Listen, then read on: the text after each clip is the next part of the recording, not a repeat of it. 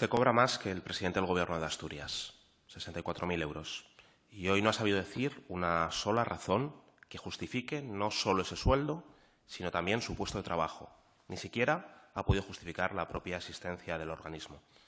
Tiene la obligación de comparecer para explicar el informe anual en la Junta General y usted lo que nos ha dicho hoy es que nos leamos ese informe sin ninguna clase de explicación. Le hemos preguntado por problemas laborales, sociales y demográficos clave de Asturias. La tasa de actividad es de 8,5 puntos menor que la media estatal, tras descender casi un punto en el año 2014, 51% frente a 59,5%. Solo el 40% de la población está actualmente empleada en Asturias. Situación muy grave que requeriría al menos un posicionamiento y medidas urgentes para revertir una situación en la que estamos a la cola de España. No ha tenido ninguna respuesta para ello, ni ha explicado el posicionamiento que han tenido en sus informes. Han hecho un interesante análisis, ese informe, de la situación económica y social de Asturias, pero le hemos preguntado por las recomendaciones que hacían a partir de él y tampoco nos ha sabido responder. El porcentaje de contratos de duración temporal es del 93%, según este informe. El desempleo juvenil está en el 42%. El 60% de los desempleados son de larga duración, según lo que explican en su informe ejecutivo. La crisis demográfica es muy profunda, también ustedes lo plantean. Se ha reducido en un 0,9% la población, 10.500 habitantes menos en el último año. Los nacimientos descendieron nuevamente en un 1,1%. Solo 4 regiones en el mundo están peor que Asturias y ninguna en Europa. Estamos a la cola, no de España, sino de Europa. La tasa bruta de natalidad, por lo tanto, es la menor del país, ya se lo he dicho, 6,3 nacimientos por 1.000 habitantes. La tasa de mortalidad es la mayor. Los saldos migratorios también descienden. Le recuerdo los casos el índice de envejecimiento es de 206, 114,9 en la media estatal, su crecimiento es 3,6 puntos en el último año, es decir, en la práctica, los mayores de 65 años doblan a los menores de 16. Por cada persona en edad activa no hay dos personas en edad de no trabajar. Oviedo perdió 1.052 habitantes, el doble que Gijón, 459 habitantes. Salieron 32.913 personas en 2014 y volvieron 28.000. Es decir, un saldo negativo de 4.082 personas. Muchas a España, pero otras fuera del exterior. Los datos son terribles y, sin embargo, desconocemos cuáles son las medidas que ustedes han puesto encima de la mesa al respecto. Sin embargo, faltan datos, desde nuestro punto de vista, para tener un análisis de un mapa global. Dos aspectos claves. La desigualdad entre hombres y mujeres, brecha salarial, segregación laboral, jornada no laboral o trabajo reproductivo y de cuidados, feminización de la pobreza, que no se incluyen en sus informes y que creemos que son necesarios para entender qué está pasando en Asturias y por qué una parte de la población está en peores condiciones continuamente. El 50% de la población tiene peores condiciones laborales. Tampoco incluyen un análisis de la precarización laboral, que yo creo que sería interesante. ¿Qué número de trabajadores pobres? ¿Cuánto cobra el 50% más pobre? ¿Cuál es el salario medio de los y las jóvenes?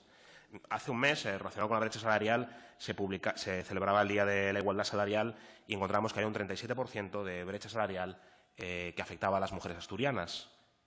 Nos gustaría saber qué piensan al respecto, ¿no? Las causas directas probablemente se encuentran en bajos salarios asignados a sectores más feminizados, que se atribuyen también a roles de género femeninos que se consideran de menor valor. Un desastre. Pensiones, tenemos el mismo problema, 1.381 euros de las mujeres, de los hombres, frente a 723 euros de la pensión media de las mujeres. ¿Qué proponen? ¿Qué piensan? ¿Cuántos parados carecen de prestaciones por desempleo actualmente? ¿Cómo de grave es el problema de la pobreza en Asturias?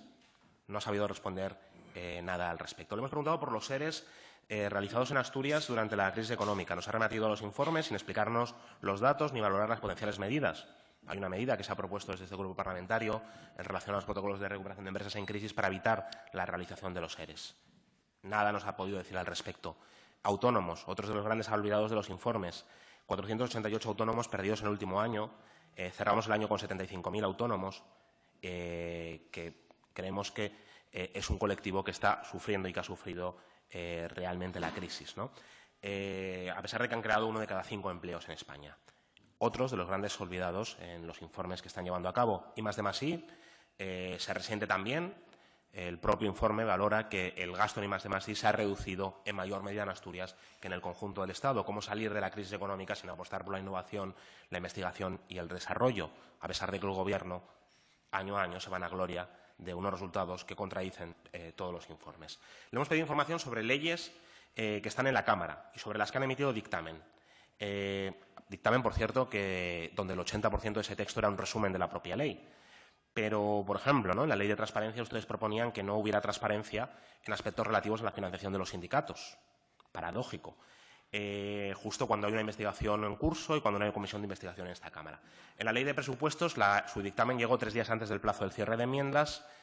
¿Se incluyó alguna propuesta relativa al informe de 400 páginas que han elaborado?